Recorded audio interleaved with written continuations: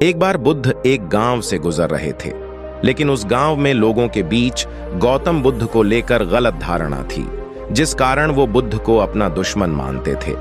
जब उस गांव में बुद्ध आए तो गांव वाले उन्हें बहुत भला बुरा कहने लगे और बधुआएं देने लगे। लेकिन इसके बावजूद भी बुद्ध गांव वालों की बात शांति से और मुस्कुराकर चुपचाप सुनते रहे। गांव वालों ने देखा कि उनकी बातों का बुद्ध पर कोई असर नहीं हो रहा है और वे विनम्रता से उनकी बातें सुन रहे हैं। गांव वाले जब बोलते बोलते थक गए तो आखिर में बुद्ध ने कहा कि यदि आप सभी की बातें समाप्त हो गई हो तो मैं अब प्रस्थान करूं।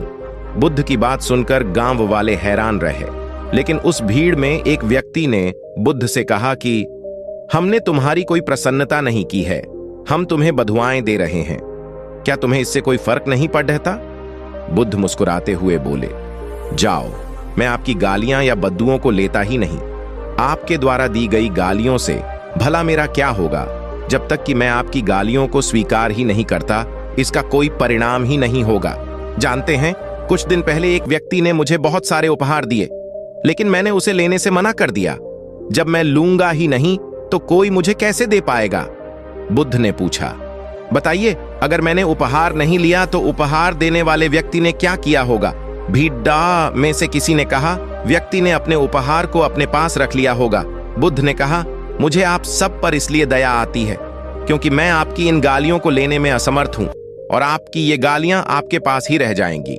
सीख। भगवान गौतम बुद्ध के जीवन से जुड़ी इस कहानी से यह सीख मिलती है कि हम अक्सर अपने दुखों का कारण दूसरों को समझते हैं, लेकिन असल में यह हम पर ही निर्भर करता है कि हम वास्तव में क्या लेना चाहते हैं, खुशी या गम, उदासी या मुस्कान। यकीन मानिए, ये छोटी सी कहानी जीवन में एक बड़ा बदलाव ला सकती है।